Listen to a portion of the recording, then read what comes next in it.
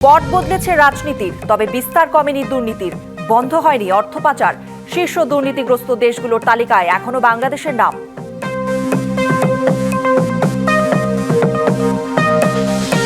Vote আর জোটের সমীকরণে টানাপোড়েনে পড়েছে বিএনপি। অসন্তোষ দানা বাঁধছে ভেতরে বাইরে।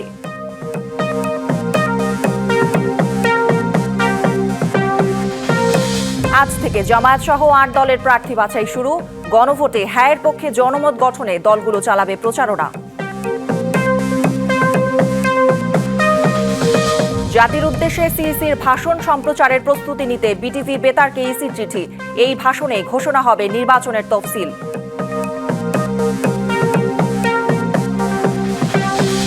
বেগম খালেদা জিয়াকে লন্ডন নিতে আজও ঢাকায় আসছে না এয়ার অ্যাম্বুলেন্স। রাতে মেডিকেল বোর্ডের সাথে বৈঠক করেছেন ডাক্তার জুবাইদা।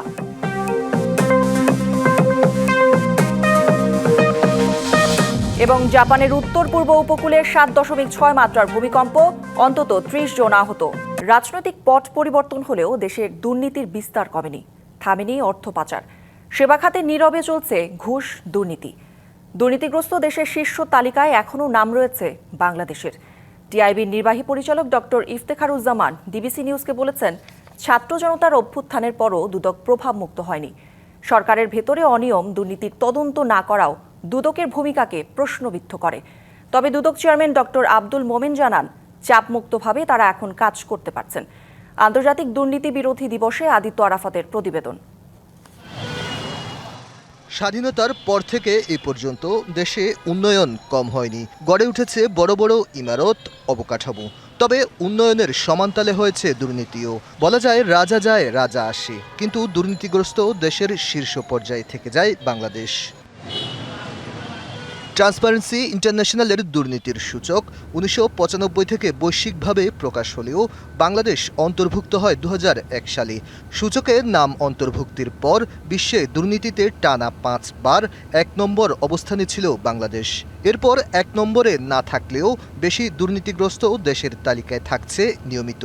সবশেষ গেল 11 ফেব্রুয়ারি প্রকাশিত সূচকে দেখা যায় 2024 সালে দুর্নীতিতে বাংলাদেশের অবস্থান 14তম। অর্থনৈতিক শ্বেতপত্র কমিটির প্রতিবেদনে উঠে এসেছে, আওয়ামী লীগ সরকারের 15 বছরে দেশ থেকে প্রায় 28 লাখ কোটি টাকা পাচার হয়েছে। অর্থ পাচারের সেই প্রবাহ থামেনি এখনও। আর্থিক গোয়েন্দা ইউনিট বিএফআইইউ, দুদক এবং গোয়েন্দা তথ্য বলছে, বাংলাদেশ থেকে পাচার হওয়া অর্থে এখনও বিনিয়োগ হচ্ছে দুবাইয়ে। এছাড়া ইউরোপ সহ উন্নত বিশ্বেও পাচার হচ্ছে অর্থ। টিআইবির নির্বাহী পরিচালক মনে করেন, পট পরিবর্তন হলেও দুর্নীতির লাগাম টানা যায়নি। খোদ সরকারের ভেতরে দুর্নীতির অভিযোগ উঠলেও দুদক নীরব। সরকারের অন্তর্বর্তীকালীন সরকারের সময়ে যে অনিয়ম দুর্নীতির তথ্যগুলি প্রকাশিত হয়েছে এবং জানা গেছে সুনির্দিষ্ট তথ্যই আছে দুদকের হাতে, সেগুলো নিয়ে আমরা প্রথমেই শুধু শুনেছি যে একটা কাজ শুরু হচ্ছে বা অনুসন্ধান শুরু হচ্ছে, কিন্তু বাস্তবে কোথায় সেগুলোর কী অবস্থান সেটা সম্পর্কে কিন্তু পরিষ্কার ধারণা আমরা জানি না। তিনি বলেন, এখনও প্রভাবমুক্ত নয় দুদক। সরকারের ইঙ্গিত বা দিক নির্দেশনা দুদক এখনও অনেক ক্ষেত্রে মানছে বলেই তথ্য বলছে। অন্যদিক থেকে যারা ক্ষমতায় এসে গেছেন বা ক্ষমতায় আসবেন মোটামুটি তারা ধরে নিচ্ছেন, তারাও কিন্তু প্রত্যক্ষ পরোক্ষভাবে দুদককে প্রভাবিত করার চেষ্টা করছে বলে আমার জানা মতে দুদকের অভ্যন্তরীণ সূত্র থেকে হর্সেস মাউথ থেকে শোনার তথ্যগুলো নির্ভর করে আমি বলছি। তবে সরকারের পক্ষ থেকে কোনো চাপ না থাকার কথা জানান দুদক চেয়ারম্যান। যে সরকার এটা কোনো রাজনৈতিক সরকার নয়। প্রথমত এই সরকারের চাপ দেবার কোনো সুযোগও নেই, চাপ দেবার কোনো কারণও নেই। অন্তত এই সময়ের জন্য আমি খুব জোর দিয়ে বলবো যে বর্তমানে দুদক যেভাবে কাজ করছে তাতে কোনো রকম চাপের মুখোমুখি হয়ে কাজ করছে না। আপনি আমাকে একটা মামলা দেখাতে পারবেন যে আমরা এই কমিশন কাজ করা শুরু করার পর মানে বাজারে যার ইমপ্রেশন আছে দুর্নীতিগ্রস্ত, দুদক তাকে ছেড়ে দিয়েছে। 2 দশকের বেশি সময় ধরে শীর্ষ দুর্নীতিগ্রস্ত দেশের তালিকায় বাংলাদেশ। দুর্নীতি দমনে রাজনৈতিক প্রতিশ্রুতির কথা শোনা গেলেও বাস্তবে তার কোনো প্রতিফলন ঘটেনি। বিশ্লেষকরা মনে করেন, দুর্নীতি দমনে রাজনৈতিক সদিচ্ছা আর দুর্নীতিবাজদের আইনের আওতায় আনতে পারলে কমবে দুর্নীতি। Aditya Arafat, DBC news, Dhaka. ত্রয়োদশ জাতীয় সংসদ নির্বাচনে মিত্রদের আসন ছাড় দেওয়ার ক্ষেত্রে আগের অবস্থানে বড় পরিবর্তন এনেছে বিএনপি। কোনো রকম আলোচনা না করেই মিত্র ও জোটের কয়েকজন শীর্ষ নেতার আসনে বিএনপির সম্ভাব্য প্রার্থীর নাম ঘোষণা করায় অসন্তোষ যেমন আছে, তেমনি মিত্রদের নির্বাচনী প্রচারণায় হামলার অভিযোগও উঠেছে। ফলে আসন বন্টন নিয়ে টানাপোড়েন বেড়েই চলছে। তবে বিএনপি বলছে আসন ভাগাভাগি নিয়ে শিগগিরই মিত্রদের সাথে বসবে দলটি।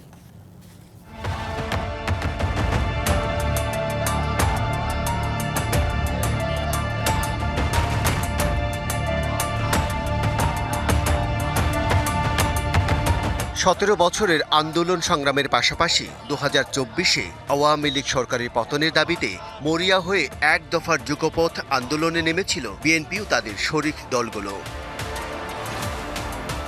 এই আন্দোলনে বিএনপির সাথে ছিল 6 দলীয় জোট, গণতন্ত্র মঞ্চ, 12 দলীয় জোট, জাতীয়তাবাদী সমমনা জোট, এলডিপি, লেবার পার্টি সহ 36টি দল। কথা ছিল জোটের শরিক দলগুলোকে সাথে নিয়ে ভোটের মাঠে নামবে বিএনপি।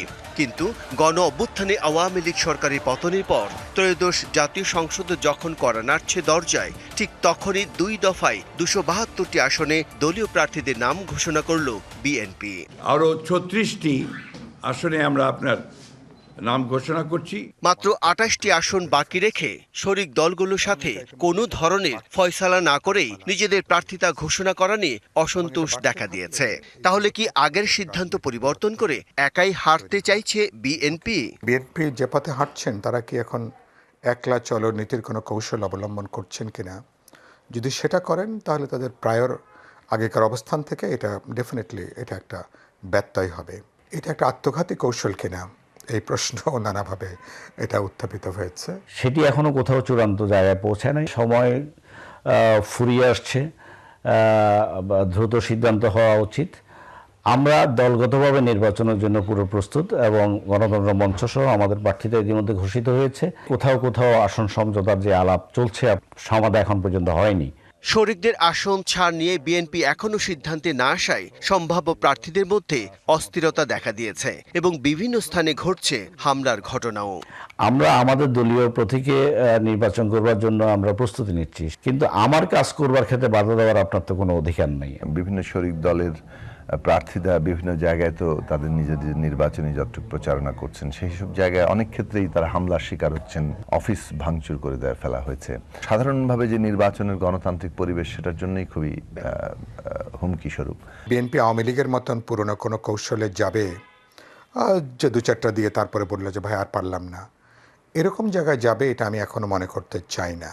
তবে বিএনপি বলছে শিগগিরই মিত্রদের সাথে বসবেন তারা, প্রয়োজনে আসনেও ছাড় দেওয়া হবে। তাদের মধ্যে কিছুটা অনিশ্চয়তা বা অসন্তোষ বিরাজ করছে। আশা করি সেগুলোর নিরসন হবে। তফসিল ঘোষণার পরে আইনানুগভাবে যে সময় মনোনয়ন প্রক্রিয়া নির্ধারণ করা হবে, সেই সময়েও হয়তো কিছুটা সংশোধনী আসতে পারে। আশা করি এগুলো আলাপ আলোচনার মধ্য দিয়ে একটা শান্তিপূর্ণ সুষ্ঠু অবস্থান নির্ধারণ করা যাবে। যেসব আসনে বিএনপি প্রার্থী ঘোষণা করেছে তা চূড়ান্ত নয় বলেও জানান সালাউদ্দিন আহমেদ। যে সমস্ত রাজনৈতিক সংগঠন তাদের নেতৃবৃন্দদের সাথে আলাপ আলোচনা চলমান আছে। Bijan Kumar Das, DBC news, Dhaka. বছরে 800 কোটি টাকা সাশ্রয়ের জন্য প্রায় 8.5 কোটি টাকা ব্যয়ে বঙ্গোপসাগরে পানির নিচ দিয়ে নির্মিত হয় জ্বালানি তেলের পাইপলাইন। সাশ্রয় তো দূরের কথা, অলস পড়ে থাকা এই প্রকল্পের জন্য প্রতি মাসে সরকারকে গচ্ছা দিতে হচ্ছে 66 কোটি টাকা। অপারেটর নিয়োগ জটিলতায় 1 বছরেও চালু করা সম্ভব হয়নি পাইপলাইনের মাধ্যমে জ্বালানি তেল খালাস কার্যক্রম প্রকল্প। মহেশখালীতে গভীর সমুদ্রের নিচ দিয়ে জ্বালানি তেল পাইপলাইনের মাধ্যমে চট্টগ্রামে খালাসের জন্য এসপিএম প্রকল্প চালু করা হয় গত বছরের জুলাই মাসে। প্রায় 8,500 কোটি টাকা ব্যয়ে বসানো হয় 220 কিলোমিটারের 2টি পাইপলাইন। আগে আমদানি করা জ্বালানি তেল বড় জাহাজ থেকে ভাড়া করা লাইটার জাহাজে ইস্টার্ন রিফাইনারিতে ট্যাঙ্কে আনা হতো। এতে সময় লাগত 11 থেকে 12 দিন। প্রকল্পটি চালু হলে সমপরিমাণ তেল পরিবহনে সময় লাগবে মাত্র 2 দিন। এতে বছরে সাশ্রয় হবে 800 কোটি টাকা। অপারেটর নিয়োগ দিতে না পারার কারণে এসব সুফল অধরাই রয়ে গেছে। এই পাইপলাইনের মধ্যে তেল পরিবহন করলে তো পরিবহন খরচ অনেকাংশ কমে যাবে এবং কমে যাওয়ার ক্ষেত্রে আমরা জনগণকে অপেক্ষাকৃত কম মূল্যে আমরা তৈল সরবরাহ করতে পারবো। পাইপলাইন দিয়ে জ্বালানি তেল পরিবহনে দক্ষ স্থানীয় কোম্পানি নেই, বিদেশি কোনো প্রতিষ্ঠানকেও নিয়োগ দেওয়া হয়নি, তাই সুফল মিলছে না সিঙ্গেল পয়েন্ট মুরিং বা এসপিএম প্রকল্পের। এসপিএম প্রকল্পটা আমরা চালু করার চেষ্টা করছি, অপারেশন অ্যান্ড মেনটেন্যান্স অপারেটর নিয়োগ করার চেষ্টা করছি। এটা হলে আমাদের কিন্তু সব ধরনের লাইটারেজ বন্ধ হয়ে যাবে ডিজেলের। এটা আমরা খুব দ্রুত চেষ্টা করছি এটা বন্ধ করার জন্য। এই সুযোগে জ্বালানি তেলের চোরাই সিন্ডিকেটের সদস্যরা বহির্নোঙর থেকে অপরিশোধিত ক্রুড, ডিজেল, ফার্নেস অয়েল গোপনে বিক্রি করছে। এতে সরকার হারাচ্ছে বিপুল রাজস্ব। সিন্ডিকেট যারা আছে তারা দেশের অর্থনীতির জন্য খুবই হুমকি স্বরূপ। আমরা সর্বত চেষ্টা করছি এই চোরাচালানকারী সিন্ডিকেটকে সম্পূর্ণ নির্মূল করার জন্য। বিশেষজ্ঞদের মতে নির্মাণ কাজের সময়ই পরিকল্পনা করে এগোনোর দরকার ছিল। এদিকে তেল বিপণনকারী প্রতিষ্ঠান পদ্মা, মেঘনা, যমুনা থেকে বছরের পর বছর চোরাই পথে লোপাট হচ্ছে সরকারি তেলও। মাসুদুল হক, ডিবিসি নিউজ, চট্টগ্রাম। প্রায় 20 লাখ মানুষের বসবাস নারায়ণগঞ্জ সিটি কর্পোরেশন এলাকায়। প্রতিনিয়ত এই সংখ্যা বেড়েই চলছে। মানুষের আবাসন নিশ্চিতে একের পর এক উঠছে বহুতল ইমারত, কিন্তু এসব ভবন কতটা নিরাপদ তা নিয়ে সন্দেহ রয়েছে। সম্প্রতি 5.7 মাত্রার ভূমিকম্পে ফাটল ও হেলে পড়েছে 18টি। গেল 21 নভেম্বর 5.7 মাত্রার ভূমিকম্পে সিদ্ধিরগঞ্জ হাউজিংয়ের এই বহুতল ভবন দুটি একে অপরের দিকে হেলে পড়েছে। প্রাথমিকভাবে ঝুঁকিপূর্ণ ঘোষণা করে স্থাপনা দুটিতে বসবাস বন্ধের নির্দেশ দিয়েছে রাজধানী উন্নয়ন কর্তৃপক্ষ।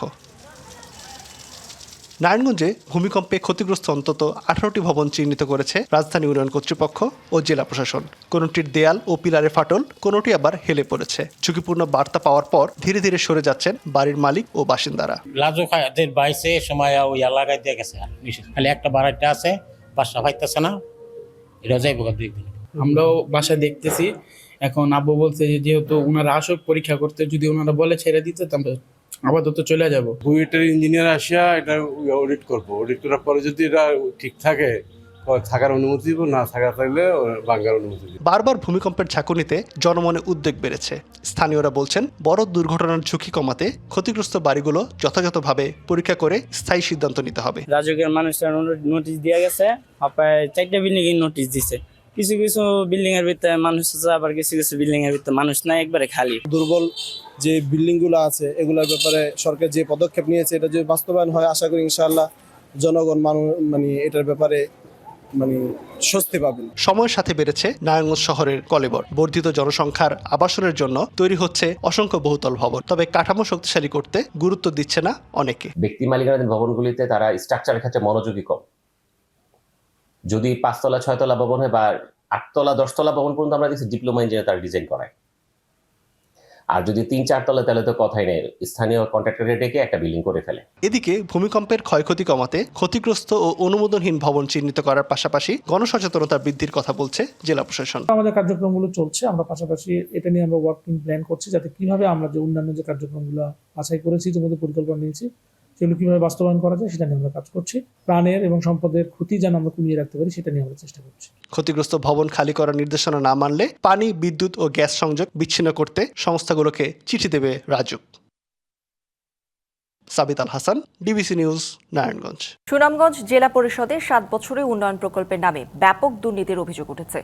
বাগান সংস্কার থেকে শুরু করে মসজিদ, মন্দির ও হাওর উন্নয়নের নামে প্রকল্প দেখিয়ে লোপাট হয়েছে শত কোটি টাকা। সাবেক জেলা পরিষদ চেয়ারম্যান নুরুল হুদা মুকুট সহ জেলা পরিষদের 5 কর্মচারীর বিরুদ্ধে অভিযোগের তীর।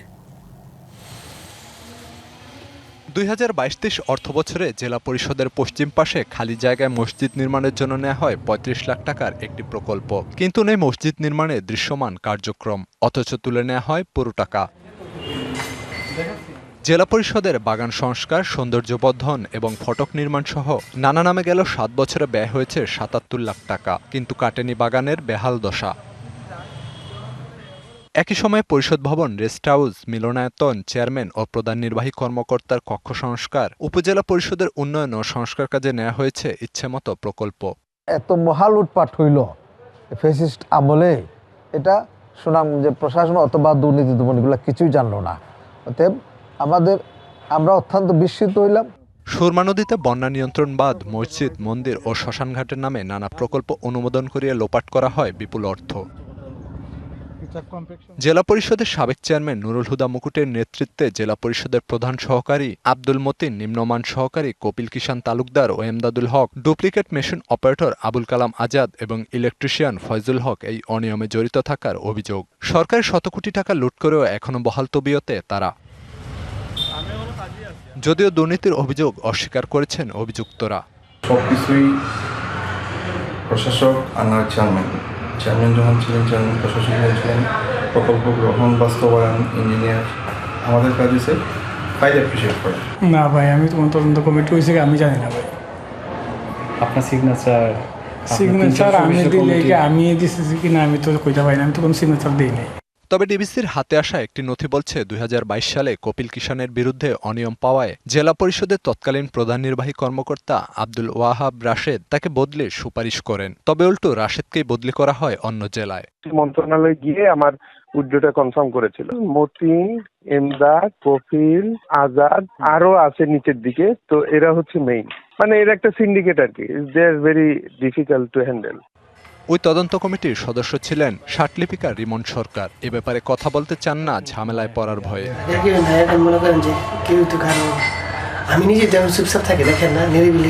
এদিকে দুর্নীতির সুনির্দিষ্ট প্রমাণ পেলে ব্যবস্থা নেওয়ার আশ্বাস দিলেন জেলা প্রশাসক। এই ধরনের সিন্ডিকেট যদি থাকে, সুনির্দিষ্ট যদি তথ্য প্রমাণ থাকে, অভিযোগ থাকে, তাহলে যারা এই বিষয়ে ব্যবস্থা নিতে পারে তাদের বরাবর আমরা প্রেরণ করব। এই অঞ্চলের বিশেষ কিছু বিষয় নিয়ে আমরা দুদকে একটা পাঠাইছি, তার মধ্যে জেলা পরিষদেরও কিছু কিছু অংশ আছে। এই অনিয়মের সঠিক তদন্ত হবে, লুটের সাথে জড়িতদের আনা হবে বিচারের আওতায়, এমন প্রত্যাশা স্থানীয়দের। DBC news desk. জাপানের উত্তর পূর্ব উপকূলে শক্তিশালী ভূমিকম্পের পর সুনামি সতর্কতা জারি করা হলেও তা তুলে নেওয়া হয়েছে। সোমবার রাত 11:15টার দিকে 7.6 মাত্রার এই ভূমিকম্পটি আঘাত হানে। পুরোপুরি ক্ষয়ক্ষতির পরিমাণ জানা না গেলেও অন্তত 30 জনের আহত তথ্য পাওয়া গেছে। দেশটির আবহাওয়া অফিস বলছে, উপকূল থেকে প্রায় 70 কিলোমিটার দূরে ভূমিকম্পটির উৎপত্তি স্থল ছিল প্রায় 33 মাইল গভীরে। কম্পনের পর ইয়োয়াতে, আওমোরি এবং হোক্কাইডোর কিছু অংশে সুনামির সতর্কতা জারি করা হয়েছিল। জাপানের প্রধানমন্ত্রী সানায়ে তাকাইচি গণমাধ্যমকে জানান, সরকার দ্রুত ক্ষয়ক্ষতির পরিমাণ যাচাই করছে এবং স্থানীয় প্রশাসনের সঙ্গে সমন্বয় রেখে জনগণের জীবনকে সর্বোচ্চ অগ্রাধিকার দিয়ে উদ্ধার ও ত্রাণ কার্যক্রম চালানো হচ্ছে। ঢাকায় আর আসা হচ্ছে না আর্জেন্টিনার তারকা ফুটবলার ক্লদিও ক্যানিজিয়া ও ব্রাজিলের কিংবদন্তি কাফুর। সময়মতো অর্থ পরিশোধ না করায় লাতিন বাংলা সুপার কাপে তাদের আর দেখা মিলবে না। এই টুর্নামেন্টে নিয়ে আসা হয়েছে আর্জেন্টিনা ও ব্রাজিল থেকে একটি করে দল। খেলছে বাংলাদেশের তরুণ একটি দলও।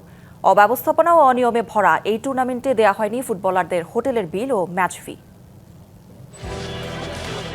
নামে লাতিন বাংলা সুপার কাপ হলেও মাঠের বাইরে নানা ঘটনায় আলোচিত হচ্ছে এই টুর্নামেন্ট।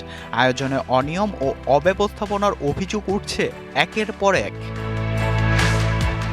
আমনের ভরা মৌসুমেও কেনাবেচা নেই কুষ্টিয়ার খাজানগর মোকামে।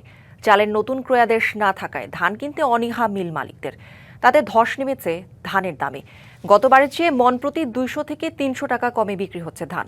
অভ্যন্তরীণ বাজারে পর্যাপ্ত মজুদ থাকার পরও নতুন করে চাল আমদানির সিদ্ধান্তে এমন সংকট বলছেন সংশ্লিষ্টরা। কৃষিখাত বাঁচাতে এখনই চাল আমদানি বন্ধের আহ্বান তাদের। কুষ্টিয়ায় এবার ভালো ফলন হয়েছে আমন ধানের, তবে এরপরও হাসি নেই কৃষকের মুখে। বাজারে দাম নেই ধানের। প্রতিমন ধান বিক্রি হচ্ছে 1100 থেকে 1200 টাকায়। গত বছরও যা 1350 টাকা থেকে 1400 টাকা ছিল। এ অবস্থায় লোকসানের শঙ্কায় কৃষক।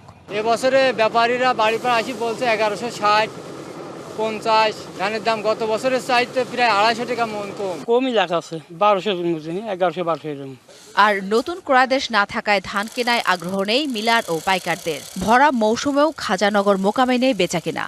ইন্ডিয়া থেকে যে এলসি ঢুকছে, এলসির কারণে এলসিতে একদম 6 লাখ করতেছে বাংলাদেশ। গোডাউনের চাউল কেজিতে কম হচ্ছে অনেক, 2-3 কেজি মনে কমে যাচ্ছে চাউল। গত বছরের তুলনায় এবছরে ধান চাউলের বাজার মিনিমাম 500 থেকে 600 টাকা আপ ডাউন। বড় মৌসুমের বিপুল ধান ও চাল মজুদ আছে। পাশাপাশি এলসির চাল দেশে আসায় নতুন অর্ডার মিলছে না। আমাদের দেশের চাউল এখনো উদ্বৃত্ত। এলসি আনাটা আমি মনে করি ব্যক্তিগতভাবে এটা ঠিক হয় নাই। আমদানির জন্য একটু বেচাকেনা কম, দামটাও কম বেড়ে বেচাকেনা হচ্ছে। সরকারের এই সিদ্ধান্ত দেশের কৃষি খাতকে দীর্ঘমেয়াদে ক্ষতিগ্রস্ত করবে বলছেন ব্যবসায়ী নেতারা। এবার যে অভ্যন্তরীণ যে চাউল আমদানি বাংলাদেশের কৃষির উপরে কিন্তু একটা আঘাত। গত মৌসুমের ধানও আছে এবং আবার নতুন যে মৌসুম চলে আসছে এই ধানও এখন কৃষকরা কম দামে বিক্রি করতেছে। কৃষি খাত ও চাল ব্যবসায়ীদের বাঁচাতে দ্রুত আমদানি বন্ধের আহ্বান কৃষক, মিলার ও খুচরা ব্যবসায়ীদের। DBC news desk. কুষ্টিয়ায় আমন ধানের দরপতন নিয়ে আরো জানাতে যুক্ত হচ্ছেন সহকর্মী সাজ্জাদ হোসেন। সাজ্জাদ, ধানের দাম বিপর্যয়ে কি বলছেন কৃষকরা এবং এই দরপতনে আসলে কারা লাভবান হচ্ছেন জানাবেন। জি করি, আসলে এবছরে চলতি বছরে আমন যে ধান সেই ধানের ভালো ফলন হয়েছে। আমরা কৃষকদের সাথে কথা বলেছি, কৃষকরা জানিয়েছেন যে আবহাওয়া ভালো থাকায় এবছরে চলতি বছর প্রতি বিঘায় প্রায় 20 থেকে 22 মণ তারা ফলন পেয়েছেন। কিন্তু কৃষকদের মুখে হাসি নেই। আপনি যেমনটি বলছিলেন যে গত বছর যে ধানের দাম শুরুতেই 1400 থেকে 1500 টাকা মণ ছিল, সেই ধান কিন্তু তারা এখন 1100 থেকে 1200 টাকার মধ্যে কেনাবেচা হচ্ছে। আর আমি মিল মালিকদের সাথে কথা বলেছি, মিল মালিকরা যেটা জানিয়েছেন যে দেশের অভ্যন্তরে বড় মৌসুমের বিপুল পরিমাণ ধান এবং চাল মজুদ রয়েছে। তারা মিল মালিকরা কম দামে ধান পাচ্ছেন কিন্তু আসলে চালের কেনা বেচা নেই। মিল মালিকরা যে যুক্তি দেখাচ্ছেন যে কৃষকদের কাছ থেকে তারা কম দামে ধান কিনেও চাল বিক্রি করতে পারছেন না। তার কারণ হিসাবে মিল মালিকরা বলছেন যে তাদের কাছে বড় মৌসুমের বিপুল ধান এখনও মজুদ রয়েছে, সেই ধান থেকে তারা চাল তৈরি করে বাজারে বিক্রি করছেন। আর কুষ্টিয়া থেকে মূলত ঢাকা, চট্টগ্রাম সহ বড় বড় শহরে আসলে চাল যায়, কিন্তু গত কয়েক মাসে মিল মালিকরা যেমনটি বলছেন যে তাদের কাছে যে অর্ডার অন্যান্য সময় যে প্রতি দিন খাজানগর মুকাম থেকে 150 থেকে 200 ট্রাক চাল যেত, সেটা এখন কমে প্রায় 50 থেকে 60 ট্রাকের মতো চাল যাচ্ছে, কোনো কোনো দিন একটু বেশিও যাচ্ছে। সব মিলিয়ে আসলে চালের কেনা বেচাও কমে গিয়েছে এখানে। আমরা কৃষি বিভাগ এবং যারা চাল ধান নিয়ে কাজ করেন তাদের সাথে কথা বলেছি, তারা যেমনটি বলছেন যে এই মুহূর্তে এলসির চাল আসা বন্ধ করা উচিত সরকারের। এলসি চাল আসা যদি অব্যাহত থাকে তাহলে দেশের যে অভ্যন্তরীণ যে ধান চালের বাজারে একটা বিরূপ প্রভাব পড়বে এবং দীর্ঘমেয়াদী ক্ষতির মুখে পড়বেন বিশেষ করে কৃষকরা। এবং কৃষকরা যদি ক্ষতির মুখে পড়েন আগামীতে তারা ধান উৎপাদন কমিয়ে দিতে পারেন, যাতে করে দেশের অভ্যন্তরীণ বাজারে একটি বড় ধরনের ক্রাইসিস সৃষ্টি হতে পারে বলে আশঙ্কা প্রকাশ করছেন তারা। করি সাজ্জাদ, ধন্যবাদ আপনাকে। এবং এই উপলক্ষে চট্টগ্রামে রয়েছে নানা আয়োজন, সেখানে রয়েছেন আমাদের সহকর্মী শহীদুল ইসলাম, যুক্ত হব তার সাথে। শহীদ, কি কি আয়োজন রয়েছে সেখানে বিস্তারিত জানাবেন। জাতিসংঘ ঘোষিত আন্তর্জাতিক দুর্নীতি বিরোধী দিবস উপলক্ষে চট্টগ্রামে আসলে নানা কর্মসূচির আয়োজন করেছে দুর্নীতি দমন কমিশন চট্টগ্রাম কার্যালয়। আমরা এই মুহূর্তে আছি চট্টগ্রামের জেলা শিল্পকলা একাডেমিতে। এখানে আসলে থেকে আসলে যে ফোনে 8টা নাগাদ এখানে যে চট্টগ্রামের বিভাগীয় কমিশনার রয়েছেন ডক্টর মোহাম্মদ জিয়াউদ্দিন, তিনি বেলুন উড়িয়ে প্রোগ্রামের আসলে শুভ উদ্বোধন ঘোষণা করেন। এছাড়াও যে এইখানে যে তারা রয়েছেন এবং আমরা দেখেছি এই উদ্বোধনের পরপরই এখানে আসলে একটা মানববন্ধনের আয়োজন করা হয়েছে। মানববন্ধনে আসলে নানা আইন শৃঙ্খলা বাহিনীর সদস্য থেকে শুরু করে বিভিন্ন সংগঠনের যে সদস্যরা রয়েছেন তারা আসলে মানববন্ধনে এসেছেন। এছাড়াও যে আমরা দেখেছি এখানে যে মানববন্ধন আয়োজন করা হয়েছে এরপরে আসলে মূলত এখানে আলোচনা সভা শুরু হয়েছে। দুর্নীতির বিরুদ্ধে তারুণ্যের একতা, গড়বে আগামী শুদ্ধতা, এই প্রতিপাদ্যকে সামনে রেখে আসলে এখানে আলোচনা সভা আয়োজন করা হয়েছে, যেখানে আসলে প্রধান অতিথি হিসেবে উপস্থিত আছেন চট্টগ্রামের বিভাগীয় কমিশনার ডক্টর মোহাম্মদ জিয়াউদ্দিন এবং সভাপতিত্ব করছেন দুর্নীতি দমন কমিশন চট্টগ্রাম বিভাগীয় যে কার্যালয়ের যে পরিচালক রিজিয়া খাতুন।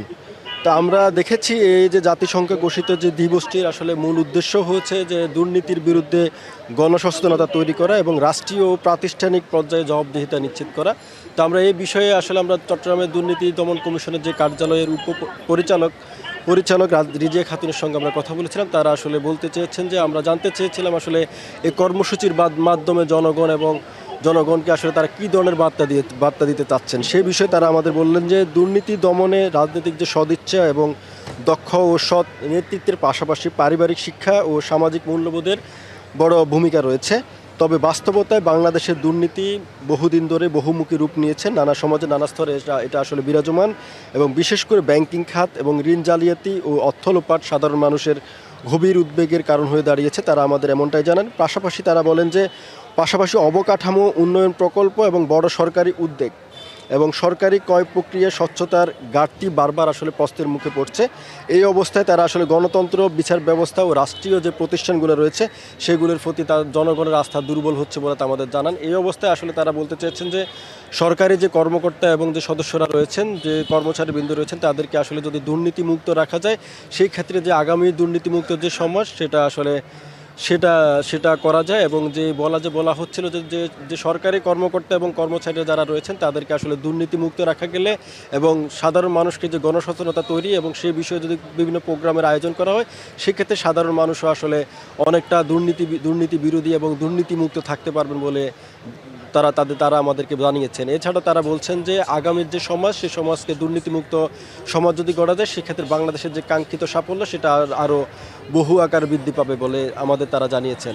চট্টগ্রামে জেলা শিল্পকলা একাডেমি থেকে এই ছিল আমার কাছে থাকা সবশেষ খবর। শহীদ, ধন্যবাদ আপনাকে। শুকনো মৌসুমের শুরুতেই পানি কমতে থাকায় নৌ যোগাযোগে দুর্ভোগের শঙ্কা তৈরি হয়েছে রাঙ্গামাটির স্থানীয়দের মাঝে। আসন্ন নির্বাচনী সরঞ্জাম পৌঁছানোতেও পড়তে হবে দুর্ভোগে। স্থানীয়দের দাবি স্বল্প পরিসর ছাড়া হোক কর্ণফুলী পানি বিদ্যুৎ কেন্দ্রের পানি। অন্যদিকে বিদ্যুৎ উৎপাদন কেন্দ্রের ব্যবস্থাপকের দাবি পানি কমার জন্য ড্রেজিং না হওয়াই দায়ী। নৈসর্গিক প্রাকৃতিক সৌন্দর্যের লীলাভূমি রাঙ্গামাটি সদরের সাথে 7টি উপজেলায় রয়েছে নদীপথে যোগাযোগ ব্যবস্থা। এর মধ্যে বিলাইছড়ি, জুরাছড়ি, বরকল উপজেলায় নেই সড়ক যোগাযোগ, ফলে তাদের একমাত্র ভরসা নৌপথ। পানি শুকিয়ে গেলে এসব এলাকার বাসিন্দাদের পড়তে হয় চরম ভোগান্তিতে। শীতের সময়ে হ্রদের পানি কমতে থাকায় এই ভোগান্তি আরও বাড়তে থাকে। প্রতি বছর পানি কমলে উপজেলায় উৎপাদিত ফসল পরিবহন, অসুস্থ রোগীকে স্বাস্থ্যসেবা দেয়া সহ নৌপথে চলাচলে চরম ভোগান্তি হয়। নেতিবাচক প্রভাব পড়ে ব্যবসাতেও। শুকনা মৌসুম শুরুর আগেই পানি কমতে থাকায় চিন্তার ভাঁজ স্থানীয়দের মাঝে। এভাবে পানি কমতে থাকলে দৈনন্দিন ভোগান্তির পাশাপাশি আসন্ন জাতীয় সংসদ নির্বাচনে মালামাল ও নিরাপত্তা বাহিনীর যোগাযোগও ব্যাহতের শঙ্কা তাদের। পানি যখন শুকিয়ে যায়, ছোট ছোট বোটগুলো এগুলো চলতে পারে না, একমাত্র পানি দিয়ে আপ ডাউন করা যায়, কোনো গাড়ির পথ নাই। ছোটখাটো ব্যবসা করি, ব্যবসার ক্ষেত্রে ক্যারিং খরচটা বেশি হয়ে যায়। তাই ভোগান্তি কমাতে কাপ্তাই জলবিদ্যুৎ প্রকল্পের পানি স্বল্প পরিসরে ছাড়ার পাশাপাশি হ্রদ ড্রেজিং করার দাবি স্থানীয় জনগণ ও জনপ্রতিনিধিদের। পানিটা যদি এখানে রাখা যায় তাহলে কৃষকরা তাদের সুবিধা মোতাবেক তাদের কৃষিকাজ করতে পারবে। এর আগেও এখানে ডেজার্ট দিয়ে মাটি কাটাইছিল, ওই জিনিসটা কয়েকদিনের মধ্যেই আবার ভরে গেছে। সবচেয়ে সমাধানটা একই হবে, ঠিক হবে যদি নালাগুলো খনন করা হয়। হ্রদের পানি যেন কম ছাড়া হয়, সেজন্য ফেব্রুয়ারি পর্যন্ত একটি ইউনিট চালু রাখা হবে বলে জানান কর্ণফুলী পানি বিদ্যুৎ কেন্দ্রের ব্যবস্থাপক। নির্বাচনের সময় যেহেতু লোকজন নির্বিঘ্নে ভোট দেওয়া বা নির্বাচনে যারা দায়িত্বে থাকবে তারা যেন নির্বিঘ্নে কাজ করতে পারে, একটা ইউনিট করে চালানোর জন্য আর কি, যাতে ফেব্রুয়ারি পর্যন্ত পানির লেভেলটা ওই পর্যন্ত থাকে, যাতে পানি শুকায় না যায়। রাঙ্গামাটি নদীপথে যোগাযোগ করেন জেলার প্রায় 4 লাখ মানুষ। সৈকত রঞ্জন চৌধুরী, বিবিসি নিউজ, রাঙ্গামাটি। আজ বেগম রোকেয়া দিবস। নারী জাগরণের অগ্রদূত বেগম রোকেয়া পুরো জীবদ্দশায় কাজ করেছেন নারীর ক্ষমতায়ন ও অধিকার রক্ষায়। তবে 92 বছরেও মহিয়সী এই নারীর দেহাবশেষ স্থানান্তরে নেই কোনো উদ্যোগ। নিশ্চিহ্নের পথে তার বাস্তুভিটা, দখল হয়ে গেছে পৈতৃক জমিও। স্মৃতিকেন্দ্র আধুনিকায়নের 192 কোটি টাকার প্রকল্পও লাল ফিতায় বন্দী। তবে এসব বেখেয়ালিপনার মাঝেও আশার খবর, স্মৃতিকেন্দ্রটি আজ যুক্ত হচ্ছে রোকেয়া বিশ্ববিদ্যালয়ের সঙ্গে। এতে খুলবে গবেষণা আর সংরক্ষণের নতুন দুয়ার। বাংলার নারী জাগরণের অগ্রদূত বেগম রোকেয়া সাখাওয়াত সাহসী সমাজ সংস্কারক আমৃত্যু আন্দোলন করেছেন পদ্মা প্রথা, বাল্যবিবাহ, বৈষম্য আর শিক্ষা বঞ্চনার বিরুদ্ধে।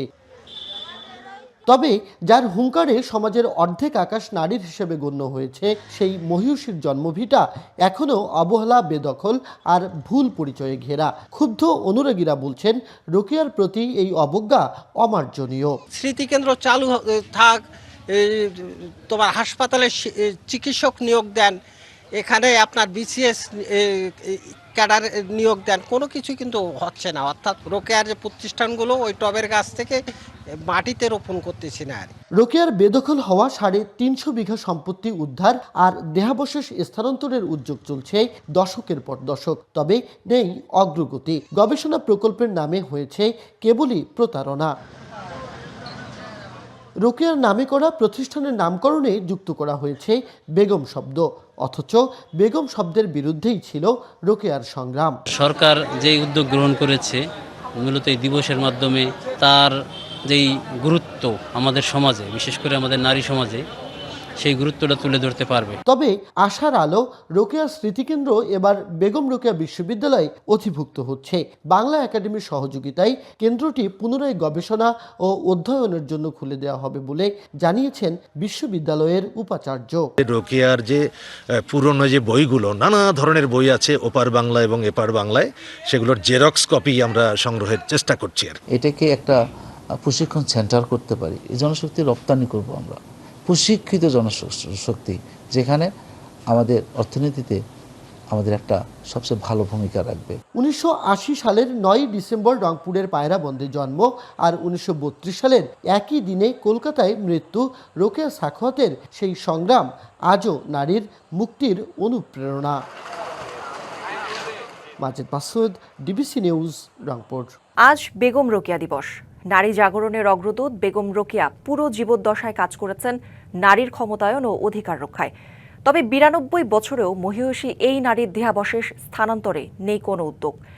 নিশ্চিহ্নের পথে তার বাস্তুভিটা, দখল হয়ে গেছে পৈতৃক জমিও। বেগম রোকেয়া বিশ্ববিদ্যালয় থেকে আরও জানাতে যুক্ত হচ্ছেন সহকর্মী মাজেদ মাসুদ। মাজেদ, স্মৃতি কেন্দ্রটি বিশ্ববিদ্যালয়ের সাথে যুক্ত হওয়ায় কি বলছেন শিক্ষার্থীরা, এবং আধুনিকায়ন প্রকল্প নিয়ে তাদের বক্তব্য কি একটু জানতে চাই। কৌরি, আসলে আমরা সংবাদে শুনছিলাম এবং আপনি পড়ছিলেন যে আসলে রোকেয়াকে নিয়ে সরকার, যে সরকারই আসুক, সব সরকারই কিন্তু বেখেয়ালিপনা দেখিয়েছে। ফলে উপমহাদেশের নারী শিক্ষা আর আন্দোলনের যে অগ্রপথিক ছিলেন বেগম রোকেয়া, যে নারীর মুক্তির অনুপ্রেরণা, তিনি কিন্তু দিনে দিনে হারিয়ে যাচ্ছিলেন। এবারই সুখবর হচ্ছে তার যে আজকে 144তম জন্মবার্ষিকী এবং 92তম মৃত্যুবার্ষিকী, এই দিনের যে সুখবর সেটি হচ্ছে তার স্মৃতিকেন্দ্রটি বেগম রোকেয়া বিশ্ববিদ্যালয়ের সাথে একীভূত করা হবে। এটির মধ্য দিয়ে কিন্তু আমরা যতটুকু বুঝতে পারছি যে রোকেয়াকে সংরক্ষণ করা, রোকেয়াকে চর্চা করা এবং রোকেয়া গবেষণার যে দ্বার, সেটির আসলে দুয়ার খুলবে। এবং একই সাথে রোকেয়াকে নিয়ে যে আসলে অনাচার এবং রোকেয়াকে নিয়ে যে আমাদের বেখেয়ালিপনা এবং রোকেয়া যে উপেক্ষিত হওয়ার যে ঘটনাগুলো, সেগুলো কিন্তু সংকুচিত হয়ে আসবে। আমরা একটু কথা বলতে চাই বেগম রোকেয়া বিশ্ববিদ্যালয়ের যারা শিক্ষার্থী রয়েছেন তাদের সাথেই, একটু জানতে চাই আপনার কাছে, এই যে উপমহাদেশের যে নারী শিক্ষার অগ্রপথিক বেগম রোকেয়া সাখাওয়াত, এই রোকেয়া সাখাওয়াতের যে স্মৃতিকেন্দ্রটি আপনাদের বিশ্ববিদ্যালয়ের সাথে একীভূত করা হচ্ছে, এর মধ্য দিয়ে আসলে কি লাভ হবে? রোকেয়া কতটুকু চর্চা হবে বা সংরক্ষিত হবে? আমরা দেখেছি যে রোকেয়া সাখাওয়াত হোসেনের এই জন্ম এবং মৃত্যু দিবসকে ঘিরে শুধু একটিমাত্র দিনের জন্যই আসলে এটি পালিত হয়। আসলে সেভাবে রোকেয়া সাখাওয়াত হোসেনকে চর্চা করা, তাকে নিয়ে গবেষণার দ্বারটি একেবারে নেই বললেই চলে। নামে মাত্র রোকেয়া স্মৃতিকেন্দ্রটি যেটি অযত্ন অবহেলায় এতদিন পড়ে থাকতে দেখা গেছে, আমরা দেখছি। তো এই রোকেয়া বিশ্ববিদ্যালয়ের সাথে সেটি একীভূত করার যে একটি চিন্তাভাবনা, আমরা প্রয়াস সেটি দেখতে পাচ্ছি, সেটা অত্যন্ত ভালো একটি উদ্যোগ। এর মধ্য দিয়ে হয়তো এই বিশ্ববিদ্যালয়ের শিক্ষার্থীরা সেখানে গবেষণা এবং মননশীলতার চর্চা করতে পারবে। অনেক ধন্যবাদ। একটু আপনার কাছে জানতে চাই, এই যে নারীর যে মুক্তির অনুপ্রেরণা রোকেয়া সাখাওয়াত, তাকে ঘিরে এবং তার যে স্মৃতিকেন্দ্র আজকে তো একবারে ম্লান হয়ে যাচ্ছে, বিশেষ করে তার বাস্তবিকটাও নিশ্চিহ্নর পথে, তার স্মৃতিকেন্দ্র রোকেয়া বিশ্ববিদ্যালয়ের সাথে একীভূত হচ্ছে, কি লাভ হবে? রোকেয়াকে কতটুকু জানা যাবে?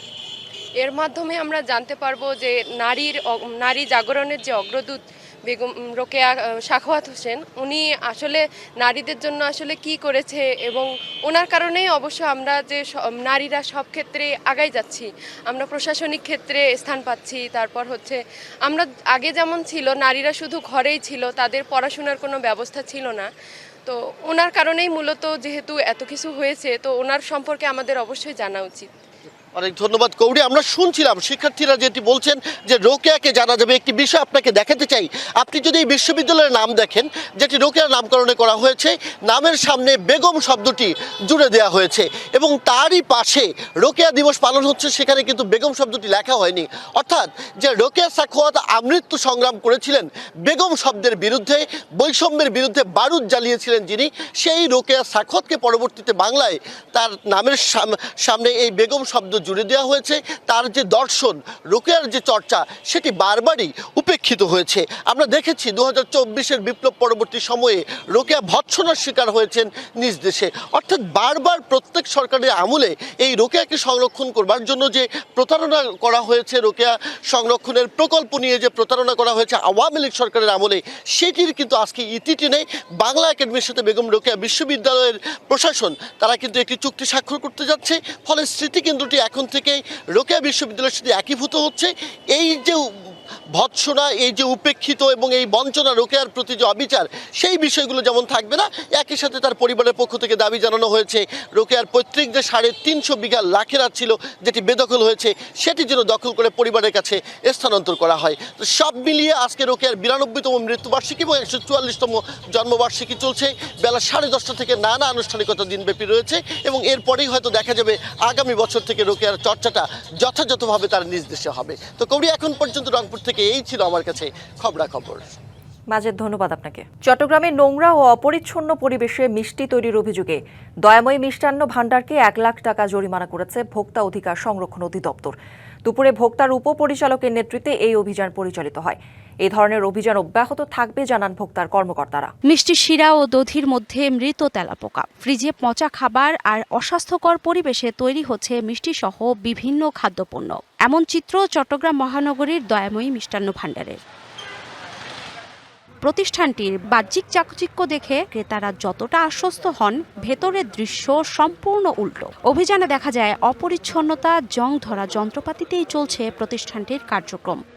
শুদ্রালে তো আমরা তো প্রত্যেক দিনই করি এগুলো, প্রত্যেক দিন চলে, পরিষ্কার প্রত্যেক দিন চলে, ডাক না প্রত্যেক দিন চলে, সব কিছু দাও। এরপরে আসলে তো সেটাই। আগেও প্রতিষ্ঠানটিতে অভিযান চালানো হয়েছিল, কিন্তু অনিয়ম বন্ধ না হওয়ায় এবার 1 লাখ টাকা অর্থদণ্ড করা হয়েছে। আগে আমরা বেশ কয়েকবার অভিযান পরিচালনা করেছি, তাদেরকে সতর্কও করেছি। তো আমরা তাদেরকে আজকে সতর্কতামূলক 1 লক্ষ টাকা অর্থদণ্ড করেছি। ভবিষ্যতে আমাদের তদারকি এই প্রতিষ্ঠানে অব্যাহত থাকবে। খাদ্য নিরাপত্তা নিশ্চিতে নিয়মিত অভিযানের পাশাপাশি গ্রাহকদেরও সচেতন হওয়ার আহ্বান ভোক্তা অধিদপ্তরের। DBC news desk. নেত্রকোনা মুক্ত দিবস আজ। 1971 সালের এই দিনে হানাদার মুক্ত হয় পুরো জেলা। শহরকে শত্রু মুক্ত করতে সম্মুখ যুদ্ধে শহীদ হয়েছিলেন 3 বীর যোদ্ধা।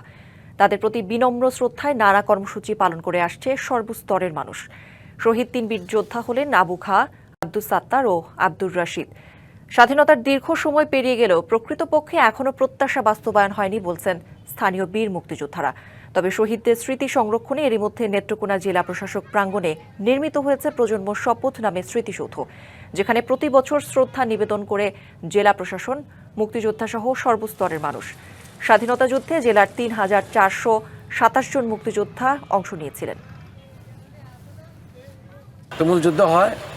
যুদ্ধে আমাদের এক পর্যায়ে আমাদের পর্যায়ক্রমে 3 জন বীর মুক্তিযোদ্ধা শহীদ হয়েছেন। 9 ডিসেম্বর মুক্ত দিবস, এই দিন আমরা পাক আর্মি বাইকে যাওয়ার পরেই, আমাদের বাহিনী বাইকে যাওয়ার পরেই মুক্তিযোদ্ধারা উঠে শহরে গিয়ে ঢুকছে। 9 ডিসেম্বর নেত্রকোনা মুক্ত দিবস উপলক্ষে প্রতি বছর যে ধরনের প্রোগ্রাম থাকে, শহীদ দিবিতে পুষ্পস্তবক অর্পণ সহ তাদের আত্মার মাগফিরাত কামনা করে যে দোয়া, অন্যান্য বছর যেভাবে হয় একই বছর একইভাবে পালিত হবে। ঠাকুরগাঁওয়ে আবারও বেড়েছে শীতের তীব্রতা। মঙ্গলবার সর্বনিম্ন তাপমাত্রা নেমে এসেছে 10.8 ডিগ্রি সেলসিয়াস। রাতভর ঘন কুয়াশায় ঢেকেছিল শহর ও গ্রামাঞ্চল। সকালে কুয়াশার ঘনত্ব বেশি থাকায় দৃষ্টিসীমা কমেছে, ফলে যানবাহন চলাচলে ধীরগতি দেখা দেয়। ঠান্ডায় কাবু খেটে খাওয়া মানুষ। শীতের তীব্রতা বাড়ায় স্থানীয় বাজারে গরমের কাপড় চাহিদা বেড়েছে। পাশাপাশি হাসপাতালগুলোতে সর্দি, কাশি ও শ্বাসকষ্টজনিত রোগীর সংখ্যা বাড়ছে। শীতের আগমনী বার্তায় চট্টগ্রাম মহানগরীতে জমে উঠতে শুরু করেছে গরম কাপড়ের বাজার। ফুটপাত থেকে বড় বিপণী বিতান, সব জায়গাতেই পসরা সাজিয়ে বসেছেন দোকানিরা।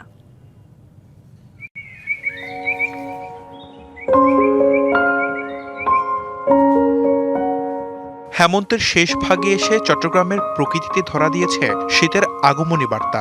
সকাল সন্ধ্যায় মৃদু ঠান্ডা বাতাস আর আবছা কুয়াশা জানিয়ে দেয় শীত আর দূরে নয়।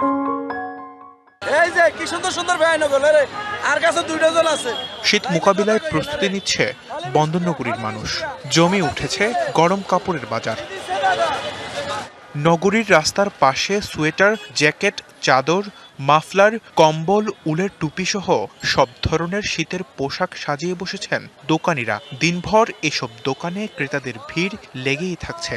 পছন্দের সাথে দাম মিললেই স্বস্তিতে কিনছেন তারা। যা কিনলাম মোটামুটি গত বছর তুলনায় এবছর খুব ভালো কিনছি, খারাপ না। এটা আমি যদি বাইরের মার্কেট থেকে নিই মিনিমাম 1500-2000 টাকা, এই জিনিসটা নিচ্ছি আমি মাত্র 500 টাকা দিই। বড় শপিং মলগুলোতেও জমে উঠেছে কেনাবেচা।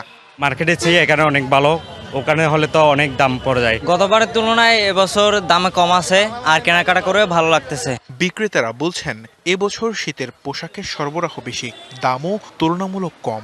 এবার তো আগের চাইতেও মাল অনেক ভালো কালেকশন করছে, সামনে আরো বাড়বে এর আশা করতেছি। শীতের সিজন আমাদের মানে মোটামুটি সবসময় ভালোই থাকে, আগের তুলনায় একটু কম, আরও বাড়ার আশা করতেছে। এবছর 450 কোটি টাকার শীতের পোশাক বিক্রি হবে বলে আশা করছেন ব্যবসায়ীরা।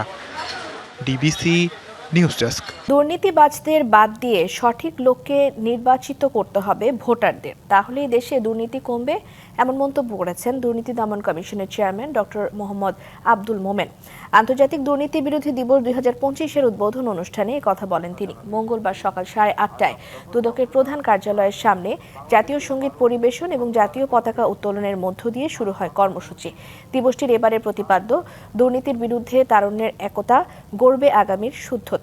সমাজের রন্ধ্রে রন্ধ্রে এমনভাবে দুর্নীতি আছে যা নিরসন কষ্টসাধ্য বলেও মন্তব্য করেন দুদক চেয়ারম্যান। আমরা দুর্নীতিগ্রস্তকে নির্বাচিত করব, আমরা সন্ত্রাসীকে নির্বাচিত করব, আমরা চাঁদাবাজকে নির্বাচিত করব, তাহলে আমরা কেমন করে প্রত্যাশা করব দেশে সুশাসন আসবে? এই দায়টা জনগণের, যে আমরা সঠিক লোককে নির্বাচন করব, যারা দুর্নীতিবাজ নন, যারা সন্ত্রাসী নন, যারা চাঁদাবাজ নন, যারা কল্যাণের কথা বলেন, যারা জনগণের জন্য কাজ করেন। ফেব্রুয়ারিতে ত্রয়োদশ জাতীয় সংসদ নির্বাচন, সারা দেশ প্রস্তুত হচ্ছে একটি অবাধ, সুষ্ঠু এবং গ্রহণযোগ্য নির্বাচনের জন্য। কি ভাবছেন সাধারণ মানুষ থেকে শুরু করে আগামী জনপ্রতিনিধিরা, সে কথা জানাতে ডিবিসি নিউজের ইলেকশন এক্সপ্রেস ছুটে যাচ্ছে সব সংসদীয় আসনে। এখন আছে সংসদীয় আসন 166, কিশোরগঞ্জ 5-এ। সিএসআরএম ডিবিসি ইলেকশন এক্সপ্রেস আজ সারাদিন থাকবো কিশোরগঞ্জ জেলায়। এই মুহূর্তে আমাদের সাথে যুক্ত আছেন কিশোরগঞ্জ জেলা জামায়াতের আমির রমজান আলী সাহেব, এবং তিনি এই আসনে কিশোরগঞ্জ 5 আসনে জামায়াতে ইসলামের পক্ষ থেকে মনোনীত প্রার্থী। আমরা একটু ওনার সাথে কথা বলবো। আপনি তো এই আসনে সংসদীয় নির্বাচনে অংশ নিচ্ছেন দলের পক্ষ থেকে। আপনি যদি বিজয়ী হন তাহলে আসলে আপনার এই আসনটাকে কিভাবে পরিবর্তন করবেন? আপনার কোনো সুনির্দিষ্ট কোনো পরিকল্পনা আছে কিনা? আসসালামু আলাইকুম।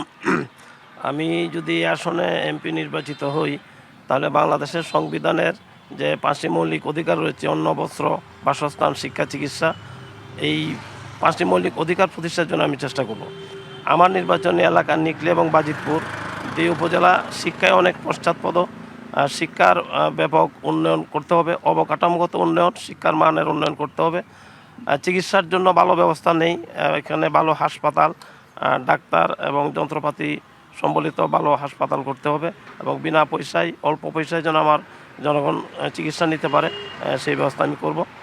রাস্তাঘাটের উন্নয়ন করতে হবে, সেখানে যোগাযোগ ব্যবস্থা খুবই অনুন্নত, পিছিয়ে পড়া। 2 উপজেলাতেই ভালো রাস্তা বলতে গেলেই নেই, এই রাস্তাঘাটগুলি সংস্কার করতে হবে।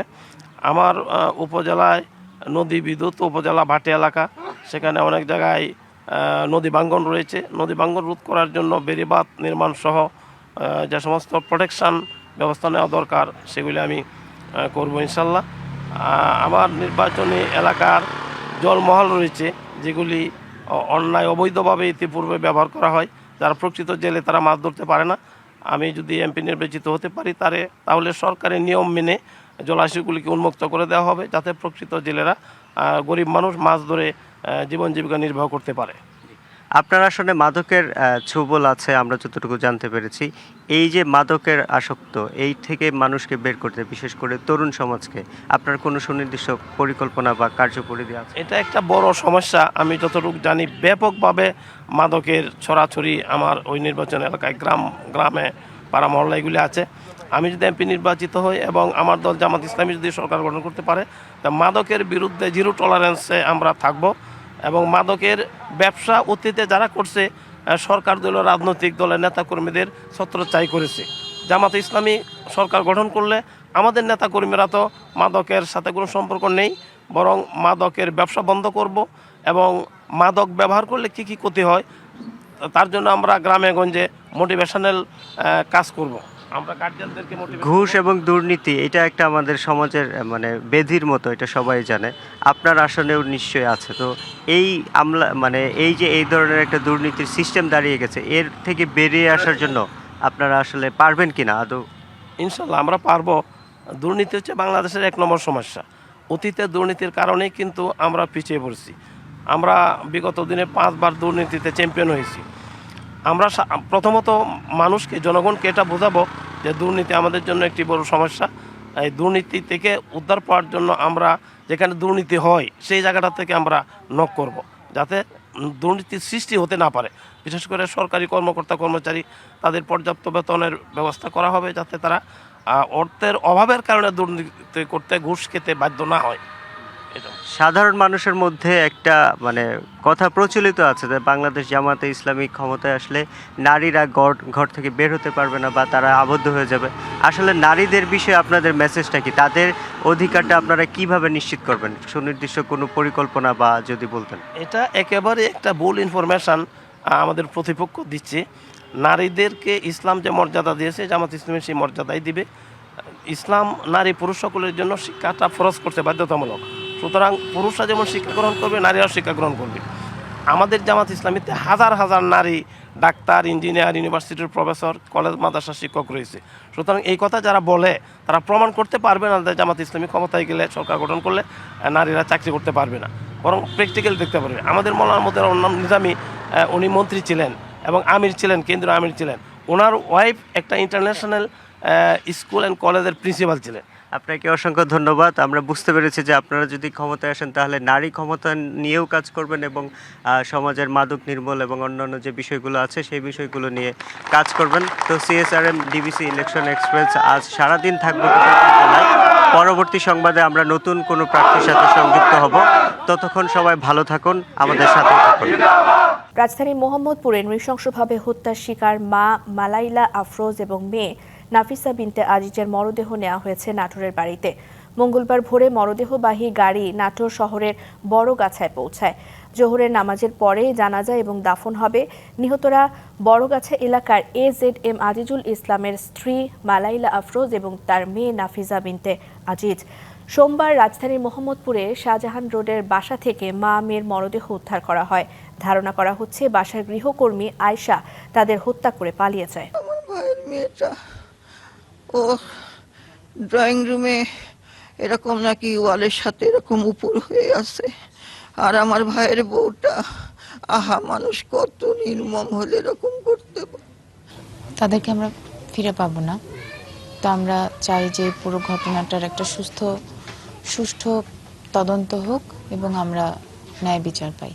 পানি বণ্টন চুক্তি লঙ্ঘনের অভিযোগে মেক্সিকোর ওপর অতিরিক্ত 5% শুল্ক আরোপের হুমকি দিয়েছেন প্রেসিডেন্ট ডোনাল্ড ট্রাম্প। সামাজিক যোগাযোগ মাধ্যম ট্রুথ সোশ্যালে দেয়া পোস্টে ট্রাম্প লেখেন, 31 ডিসেম্বরের আগে যুক্তরাষ্ট্রের 2 লাখ ঘনফুট পানি প্রয়োজন। কিছু পানি মেক্সিকো দিলেও বাকি পানির ব্যাপারে এখন পর্যন্ত মেক্সিকো কোনো সাড়া দিচ্ছে না। যুক্তরাষ্ট্রের কৃষকদের জন্য এই পানি জরুরি প্রয়োজন জানিয়ে ট্রাম্প লেখেন, মেক্সিকো তাদের প্রতি অন্যায় করছে। প্রকৃতি মাঝে মাঝে এমন কিছু সুন্দর মুহূর্ত তুলে ধরে যা জীবনের সৌন্দর্য আর ক্ষণস্থায়িত্ব দুটোকেই সমানভাবে অনুভব করায়। রিও ডি জেনেরিওর সবুজ প্রান্তরে ফুটে উঠেছে ঠিক এমনই এক বিস্ময়কর দৃশ্য। দশকের পর দশক নীরবে বেড়ে ওঠা বিরল ট্যালিপট পাম তার জীবনের একবার আর শেষ ফুল ফোটাচ্ছে। এরপরই এই গাছের মৃত্যু অবশ্যম্ভাবী। রিও ডি জেনিরোর প্রাকৃতিক দৃশ্যপটে দেখা যাচ্ছে এক বিরল ও আবেগঘন দৃশ্য। ট্যালিপোচ পাম গাছের ফুল ফোটার মুহূর্ত, যা ঘটে মাত্র একবার, আর তারপরেই মৃত্যু ঘটে গাছটির। এমনটি দেখা সৌভাগ্য হয় খুব কম মানুষেরই। ভারত ও শ্রীলঙ্কার এই বিরল পাম প্রজাতি জীবনচক্রের শেষ প্রান্তে পৌঁছে 30 থেকে 80 বছর বয়সে একবারই ফুল ফোটায়। 20 মিটারের বেশি উচ্চতার এই বিশাল গাছগুলো ব্রাজিলে আনা হয়েছিল 1960-এর দশকে। এই পাম গাছটি ব্রাজিলিয়ান নয়, এটিকে এশিয়া থেকে আনা হয়েছে। এটি প্রাকৃতিকভাবে ভারত এবং শ্রীলঙ্কায় পাওয়া যায়। ল্যান্ডস্কেপ স্থপতি রবার্তো বুর্লের হাত ধরে দেশটিতে আসে এই গাছ। রিওর বিখ্যাত বোটানিক্যাল গার্ডেনে 3টি ট্যালিপোচ পাম রয়েছে। এর মধ্যে 2টি বর্তমানে ফুলে ভরে উঠেছে, আর তৃতীয়টি লাগানো হয়েছে মাত্র 1 বছর আগে। ব্রাজিলের ল্যান্ডস্কেপ স্থপতি রবার্তো বার্লে মার্কস এটিকে ব্রাজিলে এনেছিলেন, যেটি চাষ হয় শুধুমাত্র এই রাজ্যেই।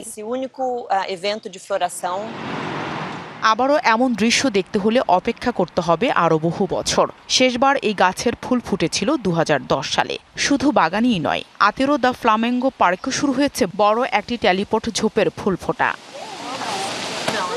যদিও সব গাছ একসঙ্গে ফুল ফোটায় না, পরিবেশগত নানা কারণ প্রভাব ফেলে তাদের পরিপক্কতায়। তবে মৃত্যুই এই গল্পের শেষ নয়। বোটানিক্যাল গার্ডেনে ফুল ফোটা শেষে কেটে ফেলা হয় গাছ, আর সেখান থেকে জন্ম নেয় নতুন চারা, যারা আবার ভবিষ্যতে এগিয়ে নিয়ে যাবে এই একই চক্রকে। Nahida Rinthi, DBC news desk. DBC সংবাদ এই ছিল এখনকার মতো। ডিবিসি নিউজের সংবাদগুলো পড়তে ভিজিট করুন dbcnews.tv আর ভিজিট করুন ডিবিসি নিউজের ফেসবুক পেজ এবং ইউটিউব চ্যানেল। ডিবিসির সঙ্গে থাকুন।